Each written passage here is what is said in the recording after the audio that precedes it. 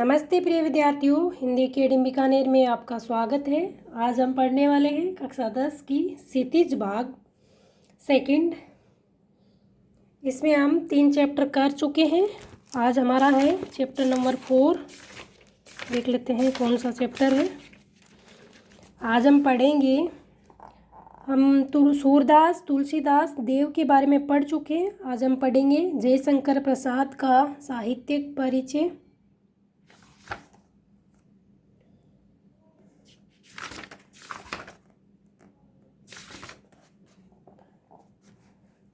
प्रिय विद्यार्थियों, अगर आप तैयारी कर रहे हैं हिंदी से UGC net first grade, second grade, college व्याख्याता, अदर किसी भी टीचर एग्ज़ाम की जहाँ पर पूछा जाता है हिंदी साहित्य वाला भाग, तो ये वीडियो आपके लिए बहुत ही महत्वपूर्ण होने वाला है।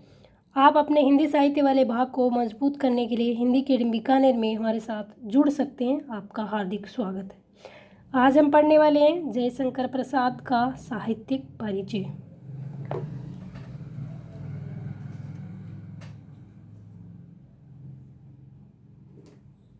प्रिय विद्यार्थियों, जयशंकर प्रसाद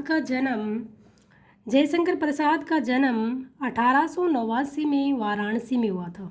कहाँ हुआ था जयशंकर प्रसाद का जन्म? वाराणसी में हुआ। कब हुआ? 1889 में। काशी के प्रसिद्ध क्वींस कॉलेज में वे पढ़ने गए, परंतु स्थितियां अनुकूल न होने के कारण 8वीं से आगे नहीं पढ़ पाए।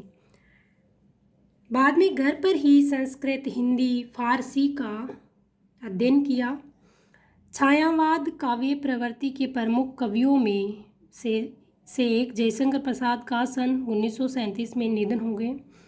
जयशंकर प्रसाद किस युग के कवि थे? छायावाद के प्रमुख कवि थे।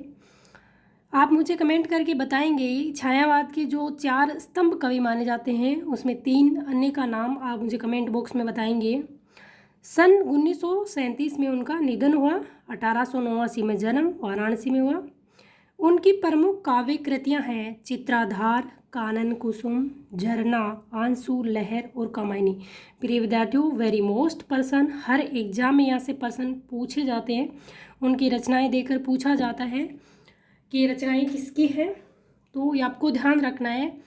चित्रधार, कानन कुसुम, झरना, आंसू, लहर और कामायनी, ये जयशंकर प्रसाद की प्रमुख रचना है। आधुनिक हिंदी के श्रेष्ठतम काव्य कृति मानी जाने वाली कामायनी पर उन्हें मंगला प्रसाद पारितोषिक दिया गया है। तो आपको पूछे मंगला प्रसाद पारितोषिक किस रचना के लिए दिया गया और किसको दिया गया है? तो जयशंकर प्रसाद जी को कामायनी के लिए दिया गया है। वे कवि के साथ साथ सफल गद्यकार भी थे। अजातशत्रु, चंद्रगुप्त, स्कंदगुप्त और ध्रुव स्वामिनी उनके नाटक हैं। ये नाटक पूछे जा चुके हैं कितनी ही बार एग्जाम में, आगे भी पूछे जाएंगे। तो आपसे पूछे कि अजातशत्रु, चंद्रगुप्त, स्कंदगुप्त और ध्रुव स्वामिनी किसके नाटक हैं? तो आप बताओगे जयशंकर प्रसाद जी के नाटक हैं। कंकाल, तितली और इरावती उनके उपन्यास हैं। ये प्रश्न भी पिछली बार पूछा जा चुका है।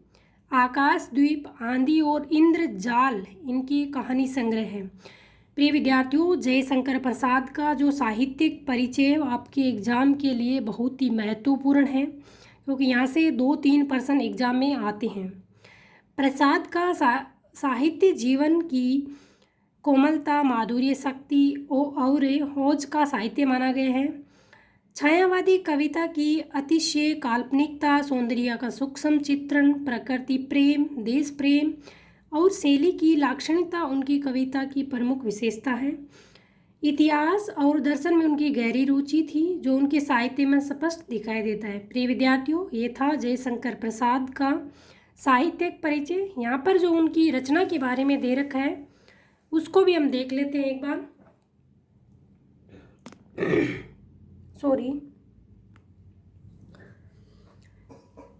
प्रेमचंद के संपादन में हंस पत्रिका का एक आत्मकथा विशेषांक निकलना तय हुआ था। प्रसाद जी के मित्रों ने आग्रह किया कि वे भी आत्मकथा लिखें।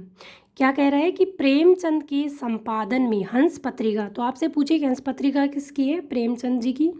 का एक आत्मकथा विशेषांक निकालना तय हुआ। तो प्रसाद जी के मित्रों ने आग्रह किया कि वे भी आत्मकथा लिखिए। प्रसाद जी इससे सहमत न थे। इसी असहमति के तर्क से पैदा हुई कविता है आत्मकथा। यहाँ पर जो उनकी रचना है आत्मकथे, ये कविता पहली बार 1932 में हंस के आत्मकथा विशेषांक में प्रकाशित हुई।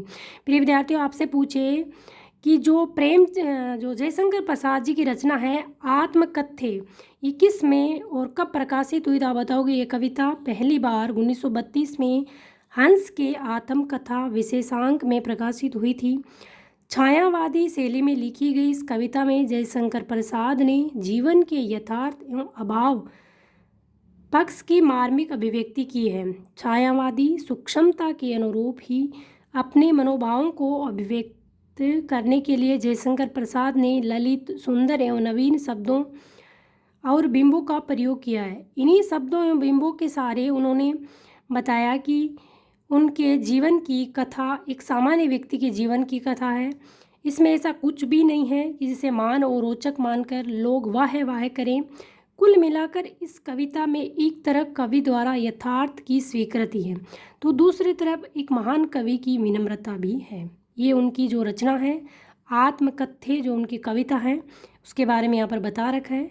हो सकता है यहाँ से भी एग्जाम में प्रश्न पूछा जा सकता है, बिल्कुल कभी पूछा जाएगा आपसे कि आत्मकथे किसकी रचना है और कब प्रकाशित हुई और किस जो पत्रिका में प्रकाशित हुई। इस प्रकार के प्रश्न यहाँ से बन सकते हैं।